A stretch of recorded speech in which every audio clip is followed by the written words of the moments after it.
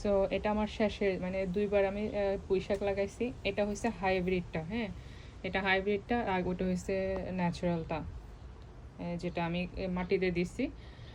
পুঁই শাক দোনোটাই কিন্তু ডাটা থেকে করা, বাট এটা হাইব্রিডটা, এটার পাতা একদম এত বড় বড় থাকে, বিশাল বড়।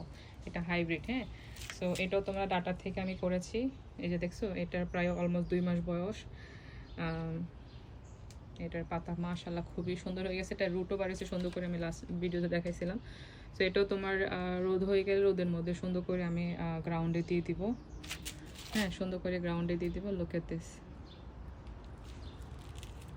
এই যে ফ্লাওয়ারও আসছে, পাতাও আসছে, কারণ এগুলো তো লাইক অলরেডি গাছ থেকে মানে কেটে এনে বিক্রি করছে, ওখান থেকে আমি খাই ডাটাগুলো ইউজ করছি।